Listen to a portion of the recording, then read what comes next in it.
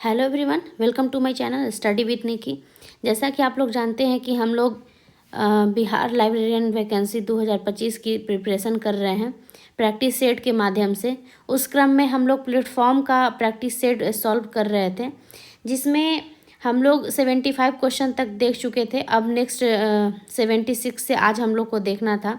उम्मीद करती हूँ कि आप लोग की तैयारी अच्छे से चल रही होगी, और किस तरह से आप लोग की तैयारी चल रही है प्लीज़ बताइएगा। तो चलिए देर न करते शुरू करते हैं हम लोग आज का पहला क्वेश्चन। तो पहला क्वेश्चन क्या कहता है कि नेशनल नॉलेज कमीशन यानी कि नेशनल नॉलेज कमीशन एनकेसी के पहले अध्यक्ष कौन थे। तो फ्रेंड्स, एनकेसी के पहले अध्यक्ष जो थे वो सैम पित्रोदा को कहा जाता है। तो एनकेसी का गठन फ्रेंड्स कब हुआ था? तो इसका गठन 13 जून 2005 को इसका गठन किया गया था। किसके द्वारा? तो उस समय भारत के जो प्रधानमंत्री थे वो डॉक्टर मनमोहन सिंह थे, तो उनके द्वारा ये गठित किया गया था। चलिए नेक्स्ट क्वेश्चन देखते हैं कि क्या है। नेक्स्ट क्वेश्चन है कि कोलोन क्लासिफिकेशन जिसको हम लोग सीसी के नाम से जानते हैं, उसमें फैसेट एनालिसिस का उपयोग क्यों किया जाता है। तो फ्रेंड्स, उसमें जो फैसेट एनालिसिस होता है वो विषय को वर्गीकृत करने के लिए किया जाता है।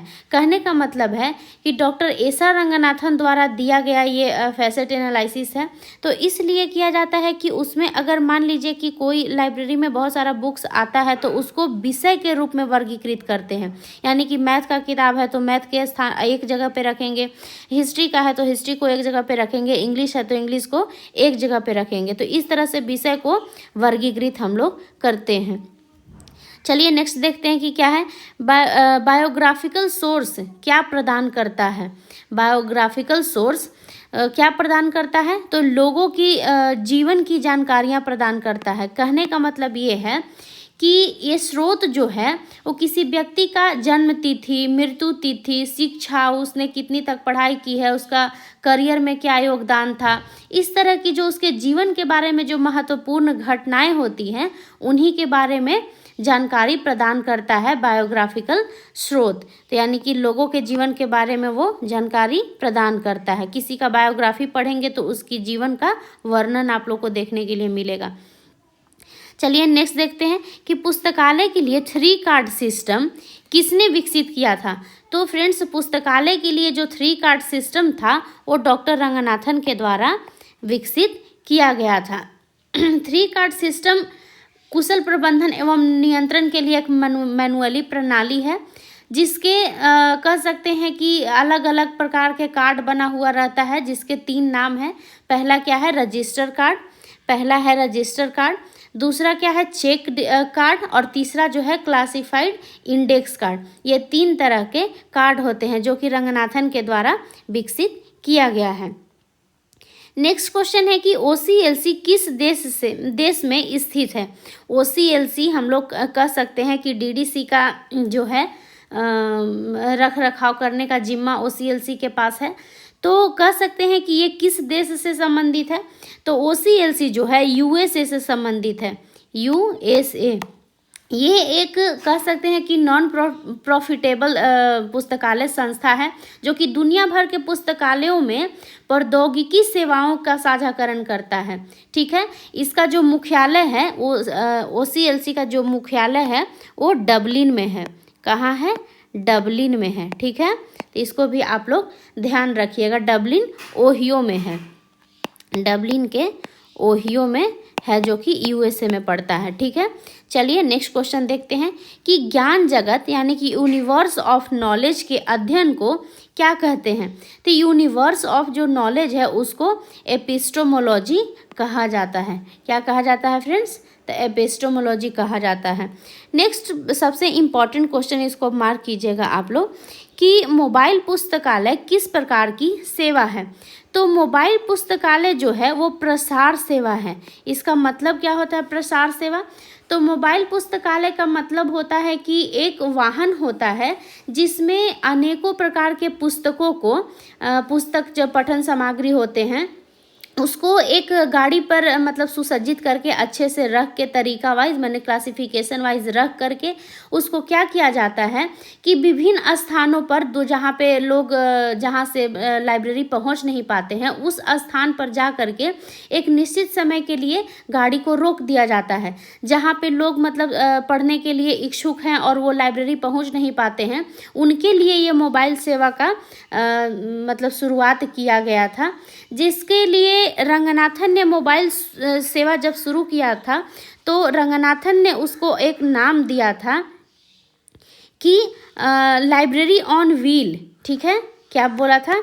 लाइब्रेरी ऑन व्हील की संज्ञा दी थी कि लाइब्रेरी जो है एक चक्का के समान है कि वो कहीं से इधर से उधर उसको ले जाया जा सकता है। तो ये था मोबाइल लाइब्रेरी, इसी को बोलते हैं कि जो पढ़ने के लिए इच्छुक हैं और जो लाइब्रेरी तक पहुंच नहीं पाते हैं उनको सेवा प्रदान करने की जो प्रक्रिया है उसको मोबाइल लाइब्रेरी कहते हैं, यानी कि उसको प्रसार सेवा कहते हैं। नेक्स्ट है कि एशिया 2 में मुख्य प्रविष्टि यानी कि मेन एंट्री किसके अंतर्गत बनती है? तो जो एशिया 2 है उसमें मेन एंट्री ऑथर यानी कि लेखक के अंतर्गत बनाई जाती है। नेक्स्ट क्वेश्चन आपको है कि पेटेंट किस प्रकार की सूचना स्रोत है? तो पेटेंट जो सूचना स्रोत है वो प्राथमिक सूचना स्रोत है। द्वितीयक सूचना स्रोत किसे कहते हैं? तो द्वितीयक जो सूचना स्रोत होती है वो है कि मतलब किसी बुक से कह सकते हैं कि किसी बुक या किसी भी एक कह सकते हैं कि किसी द्वारा लिखा हुआ जो बुक्स होता है उससे रिलेट करके उससे मिला करके अपने भाषा में अपने द्वारा मतलब लिखा गया जो बुक होता है उसको द्वितीयक स्रोत कहते हैं। ठीक है, चलिए नेक्स्ट क्वेश्चन देखते हैं कि पुस्तकालय विज्ञान में निधानी सूची यानी कि सेल्फ लिस्ट का उपयोग क्या है? तो आप लोग को पहले भी बता चुके हैं कि सेल्फ लिस्ट जब आता है तो ये स्टॉक वेरिफिकेशन से संबंध रखता है, यानी कि स्टॉक सत्यापन और वर्गीकरण उपकरण के रूप में सेल्फ लिस्ट का उपयोग किया जाता है। ठीक है, नेक्स्ट क्वेश्चन यहाँ पे देखिए, बहुत ही अच्छा क्वेश्चन है और कंफ्यूजिंग भी है कि भारत में delivery of books and newspaper public library act कब पारित किया गया था? तो फ्रेंड्स डिलीवरी बुक एक्ट जो है वो 1954 में पारित किया गया था, लेकिन उसको न्यूज़पेपर जो ऐड किया गया था जब 1956 में संशोधन हुआ था उस समय उसका न्यूज़पेपर ऐड किया गया था। लेकिन यहाँ पे पूछ रहा है कि बुक एक्ट पारित कब किया गया था, संशोधन के बारे में नहीं पूछ रहा है, इसलिए हम लोग आंसर 1954 करेंगे। नेक्स्ट जो क्वेश्चन है कि डीडीसी के किस संस्करण से 2 खंडों का प्रकाशन शुरू होता है? तो डीडीसी का जो 16वां संस्करण था उस समय से कह सकते हैं कि 2 खंडों में प्रकाशन शुरू हुआ था। चलिए तो नेक्स्ट क्वेश्चन देखते हैं। नेक्स्ट जो क्वेश्चन है पूछ रहा है कि शैनन और वीवर मॉडल किससे संबंधित है? तो फ्रेंड्स शैनन और वीवर जो मॉडल है वो सूचना संचार से संबंधित है। तो शैनन और वीवर द्वारा 1940 में शैनन और वीवर द्वारा कितना में? तो 1940 में प्रस्तावित यह संचार एक रैखिक मॉडल के रूप में वर्णन किया गया था इसका। ठीक है, तो इसके कुछ मुख्य तत्व थे जैसे कि information sources, transmitter indicator, channel, noise, receiver और डेस्टिनेशन। तो इस तरह से शैनन वीवर मॉडल का ये कुछ मुख्य तत्व थे। चलिए आगे देखते हैं क्या है। नेक्स्ट है कि पुस्तकालय में पाठकों को पुस्तकें उधार देने और वापस लेने की प्रक्रिया क्या कहलाती है? तो फ्रेंड्स ये पुस्तक उधार देने और वापस लेने की प्रक्रिया जो है वो परिसंचरण कहलाती है। क्या कहलाती है? परिसंचरण कहलाती है। चलिए नेक्स्ट क्वेश्चन देखते हैं कि क्या है। हाँ, नेक्स्ट क्वेश्चन है कि गजेटियर क्या प्रदान करता है? तो गजेटियर जो है फ्रेंड्स ये भौगोलिक स्थानों की जानकारी प्रदान करता है। भौगोलिक शब्दकोश या निर्देशिका है जिसमें स्थान, देश, शहर, नदी, पहाड़ माने किसी भी देश के बारे में जितनी उसकी भौगोलिक स्थिति की जानकारी जो है वो गजेटियर द्वारा प्रदान किया जाता है। ठीक है, चलिए नेक्स्ट देखते हैं कि क्या है।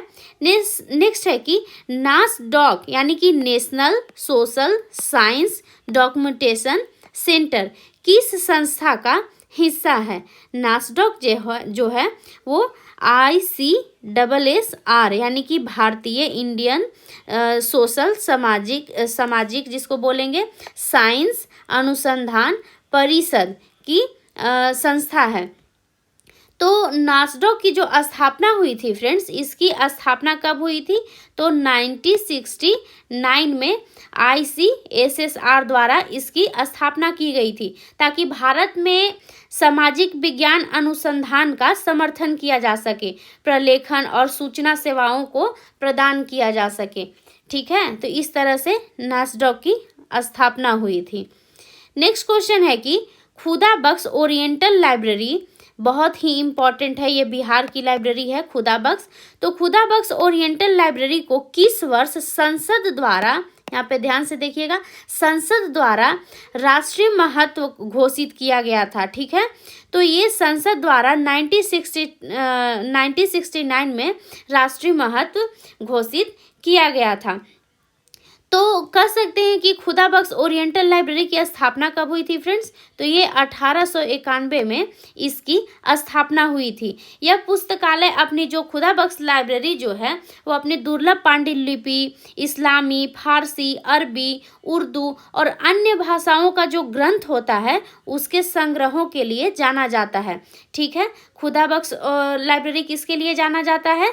तो बहुत सारे भाषाओं के जो ग्रंथ संग्रह है उसके लिए इसको हम लोग जानते हैं। ठीक है, नेक्स्ट देखते हैं कि क्या है। नेक्स्ट क्वेश्चन है कि वेब 2.0 प्रौद्योगिकियों का पुस्तकालयों में उपयोग किस प्रकार केंद्रित है? तो ये उपयोगकर्ताओं के सहभागिता और सहयोग पर केंद्रित है कि 2.0 जो है वो कितना पुस्तकालय में उपयोग किया जाता है, किस तरह से उसमें सहयोग किया जाता है, तो इस पे ये निर्धारित रहता है। ठीक है, नेक्स्ट चलिए देखते हैं कि क्या कह रहा है नेक्स्ट क्वेश्चन। नेक्स्ट जो क्वेश्चन है कि पुस्तकालय समिति यानी कि लाइब्रेरी कमेटी का मुख्य कार्य क्या होता है फ्रेंड्स? तो लाइब्रेरी कमेटी जो है उसका मुख्य कार्य होता है नीतियों का निर्धारण करना और सलाह देना, यानी कि लाइब्रेरी में किस तरह से नीति का निर्धारण हो रहा है उसका सलाह देगा, किस तरह से कार्य चल रहा है उसमें हस्तक्षेप करेगा, सलाह देगा। तो ओवरऑल कह सकते हैं कि लाइब्रेरी का जो मुख्य कार्य होता है कि किस तरह से उसको बनाना है, कौन कौन सी बुक लाना है, किस तरह से उसको व्यवस्थित करना है, तो इस तरह की जो चीज़ें होती हैं वो लाइब्रेरी कमेटी द्वारा सबसे पहले डिसाइडेड होती है, उसके बाद फिर आगे कार्यक्रम बढ़ता है। चलिए नेक्स्ट देखते हैं कि क्या है। साइटेशन इंडेक्सिंग का विचार, साइटेशन इंडेक्सिंग का विचार सबसे पहले किसने दिया था? तो फ्रेंड्स ये जो साइटेशन इंडेक्सिंग है इसका सबसे पहला विचार यूजिन गारफील्ड के द्वारा दिया गया था। और ये इसकी शुरुआत कब हुई थी? तो 1960 के दशक में हुई थी इसकी शुरुआत, 1960 के दशक में इसकी शुरुआत की गई थी। ठीक है, किसके द्वारा किया गया था? तो ISI यानी कि इंस्टीट्यूट फॉर साइंटिफिक इंफॉर्मेशन के द्वारा इसकी शुरुआत की गई थी। ठीक है फ्रेंड्स, चलिए आगे देखते हैं आगे क्या है। नेक्स्ट क्वेश्चन है कि भारतीय पुस्तकालय विज्ञान सार यानी कि इंडियन लाइब्रेरी साइंस अब्स्ट्रैक्ट यानी कि इसको हम लोग क्या बोलते हैं? इल्सा। इल्सा का प्रकाशन कौन करता है? ये बहुत इंपॉर्टेंट है, बहुत बार पूछा गया है कि इल्सा का प्रकाशन कौन करता है। तो इसका फुल फॉर्म भी याद रखना है और शॉर्ट फॉर्म भी हम लोग को याद रखना है। तो इसका जो प्रकाशन करता है वो आइजली के द्वारा किया जाता है। ठीक है, तो इल्सा जो पत्रिका है वो भारतीय पुस्तकालय सूचना विज्ञान साहित्य में लेख, सम्मेलन पत्र और रिपोर्ट को सार प्रदान करता है। ठीक है, तो इस तरह से इसको हम लोग याद रखेंगे। चलिए नेक्स्ट क्वेश्चन देखते हैं कि क्या है। नेक्स्ट क्वेश्चन है कि यूडीसी में प्रयुक्त होने वाले मिश्रित अंकन जिसको मिक्स नोटेशन कहते हैं का क्या अर्थ है? यानी कि मिक्स नोटेशन का क्या अर्थ है? तो मिक्स नोटेशन का मतलब होता है फ्रेंड्स, पहले भी आप लोग को बता चुके हैं कि अक्षर और अंकों का मेल यानी कि उसमें ए से लेकर जेड तक अक्षर भी शामिल होंगे और 0 to 9 तक उसमें लेटर भी शामिल होगा, अंक भी शामिल होगा, सॉरी। तो इन दोनों का प्रयोग से जो कह सकते हैं कि क्लासिफिकेशन नंबर बनता है उसको हम लोग मिक्स नोटेशन कहते हैं, ठीक है। तो सीसी और यूडीसी जो है, सीसी और यूडीसी मिक्स नोटेशन के उदाहरण है, ठीक है। और उसी तरह से डीडीसी जो है, डीडीसी उसमें सिर्फ 0 to 9 अंक का प्रयोग किया जाता है, इसलिए वो प्योर नोटेशन है। क्या है? प्योर नोटेशन है। तो चलिए नेक्स्ट क्वेश्चन हम लोग देखते हैं कि क्या है। नेक्स्ट क्वेश्चन कह रहा है कि पुस्तकालय में पुस्तक चयन यानी कि बुक सिलेक्शन का उत्तरदायित्व सामान्यतः किसका होता है। कह रहा है कि बुक सिलेक्शन का जो उत्तरदायित्व होता है पुस्तकालय में, कि कौन से बुक पुस्तकालय में लाया जाए, किस प्रकार के पाठक का मांग है, किस तरह से पाठकों द्वारा उपयोग किया जा रहा है, तो उसका जो उत्तरदायित्व होता है वो विशेष विशेषज्ञ और लाइब्रेरियन की होती है। विशेष विशेषज्ञ कहने का मतलब कि जिस सब्जेक्ट में जो विशेषज्ञ होंगे, यानी कि जो हिस्ट्री के टीचर होंगे, अपने अपने सब्जेक्ट को उन लोग बताएंगे लाइब्रेरियन को कि ये सब्जेक्ट की मांग मतलब पाठकों द्वारा होती है और इन बुक की ज़रूरत हमारे लाइब्रेरी में है। तो उसी तरह से लाइब्रेरियन उस चीज़ को मतलब कंफर्म करता है और बुक सिलेक्शन की प्रक्रिया शुरू की जाती है। नेक्स्ट जो क्वेश्चन है कि 5 लॉज ऑफ लाइब्रेरी साइंस पुस्तक किस वर्ष प्रकाशित हुई थी। तो 5 लॉज ऑफ लाइब्रेरी साइंस जो है 1931 में प्रकाशित हुई थी। किसके द्वारा? तो रंगनाथन के द्वारा, नाथन के द्वारा। कह सकते हैं कि रंगनाथन की ये पहली पुस्तक के रूप में भी जानी जाती है, तो इसको भी आप लोग याद रखिएगा, ठीक है। आज का लास्ट क्वेश्चन है कि DRTC यानी कि documentation research and training centre, तो DRCT कहाँ स्थित है। तो फ्रेंड्स DRCT जो है वो बेंगलोर में स्थित है। DRCT की स्थापना जो हुई थी वो कब हुई थी? तो ये 1962 में इसकी स्थापना हुई थी। किसके द्वारा हुई थी?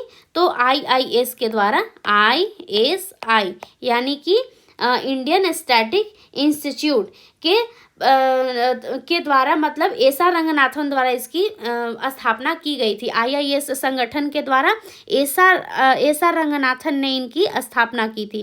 किसने की थी? रंगनाथन द्वारा इसकी स्थापना की गई थी। तो फ्रेंड्स ये था आज का क्वेश्चन। उम्मीद करती हूँ आप लोग को पसंद आ रहा होगा। तो आप लोग तैयारी किस तरह से कर रहे हैं, कहाँ तक आप लोग की तैयारी पहुंची है, प्लीज़ आप लोग ज़रूर बताइएगा। ये प्लेटफॉर्म का सेट है, आप लोग को बता चुके हैं। तो प्लेटफॉर्म का आज फर्स्ट सेट हम लोग समाप्त कर चुके हैं और इसका डिस्कशन अगर आप लोग करना चाहते हैं तो मेरे लाइव से जुड़िए, जो कि रात 10 बजे हम लोग लाइव आते हैं, 10 बजे। उस लाइव में हम लोग MCQs यूनिट वाइज हम लोग डिस्कशन करते हैं। तो अगर आप लोग भी इच्छुक होंगे, जो भी विद्यार्थी मेरे साथ जुड़कर डिस्कशन करना चाह रहे होंगे, तो प्लीज़ आप लोग ज़रूर आइए, रात को 10 बजे लाइव में जुड़िएगा और अच्छा